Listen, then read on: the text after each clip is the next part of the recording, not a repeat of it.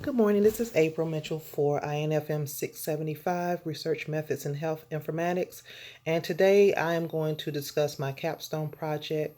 I'm going to provide you with information on the background of it, the technology that's going to be involved in it, the data that I plan to collect. I'm going to tell you the types of analysis that I think I should use and the research design that I plan on using. First, I want to share a little bit with you about what the project is all about. At the end of 2018, Kindred Healthcare Home Health Division was purchased by a set of investors in Humana. As a result, the new company wants to switch the EHR and EMR systems from Unity and Kindred Link to home care home-based systems. This project will convert all patient and employee data onto the new system called Home Care Home Base. As for my project, I will focus on the more complex employee provisioning types who have required in the past a manual intervention under the previous system, and I will attempt to employ the new solution, called OKTA, that's OKTA, to provision this subset of employees. Um, Now, as what technology component of this particular project? Well, this project type falls under the health information management research category types. It involves innovative technology, which is cloud-based, to provision employee-sensitive data and secure this data from identity theft while reducing ticket requests for employee access and passwords resets. Okta is a cloud-based solution that can be integrated into home care home base EHR EMR to provide such features to the employee and organization, such as single sign-on, meaning that the employee will have one password to get into all the apps for home care home base. Life cycle management, which is the automation piece of it for the employees that are onboarding or changing positions or roles and or leave the company. The Universal Directory, this is the central hub that manages every user, the application, device, and API for the company.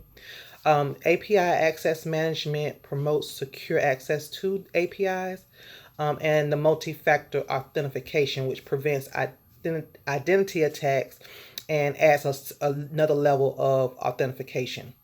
Now, another portion of the technology that's going to be involved is, of course, Unity and Kindred Link software, the applications for that, Security Master, which is the current provisioning tool that we use, and Microsoft BizTalk Server, which is how the information goes back and forth across to these different applications.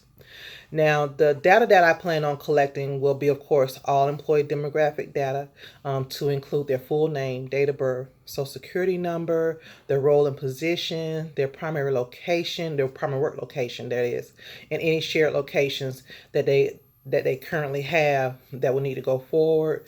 Employee statuses, like if they're active, they're termed, if they're on leave of absence for medical reasons or personal leave, and of course, their phone number. Now, what type of analysis I'm going to conduct? I would do a compare and contrast of the current system ability or inability to provision complex employee types. The complex employee types that I'm talking about are the area employees, regional employees, and care management employees. These employees are not tied to a primary location, therefore making it difficult for them to provision all the way through without some sort of manual intervention. This analysis will review the system specifications, design, and end user experience and user feedback for the new system going forward. Also, I will perform interviews of key support personnel, data management team members, project manager, and etc. And I will analyze this feedback into my research design. The types of research design that I plan on using are two. I should use two.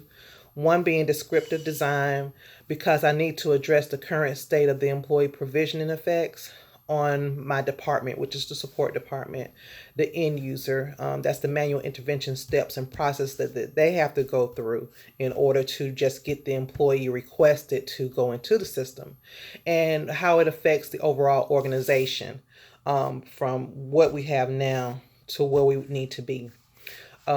Also, I want to do an evaluation design because I need to compare and contrast this to make sure that that this old system and the new from the old system to the new system, and make sure that the new system is going to be give us exactly what we need. We're now at 95% employee provisioning, and if we can get OCTA to provision this sort of complex subset of employees, then we'll be at 100% provisioning, which is the ultimate goal. So I plan on using under the evaluation design outcome and impact evaluation. And this will be the focus because I want to show the effectiveness of the new solution on the provision of complex employee population, the area employees, intake, coders, dual role employees. Those are employees that for other lines of business like rehab care, community care, and Kindred Link as well.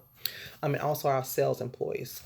The new system will need to achieve total provision of these types of employees. Like I was saying, we need to go from 95 to 100%. So therefore, I know 5% is just a small population, but in the scheme of ticketing, if you have 30 employees from one particular region that need to be set up, the manual intervention process for the support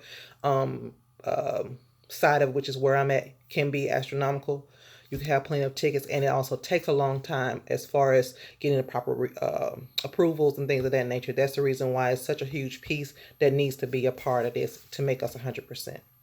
Also, I want to use the process design as a part of the compare contrast analysis. I will need to inform the user of current processes, including specific scenarios that the old system could not handle, but the new system can. If the new system cannot handle specific issues such as assigning of all shared locations after an area employee switches regions, or if it can't present a flag to through the OCTA system to request a response from the Unum vendor, which is our vendor that we use for employees that go on leave of absence, to let us know that they are returning to work and that we need to reactivate them automatically without them having to call back in and say, hey, I need my access reactivated.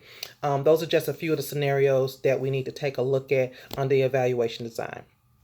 So I hope that you have enjoyed my presentation of what I think my capstone project will look like. If you have any questions or can give me any feedback, I definitely appreciate it. Thank you so much. Bye.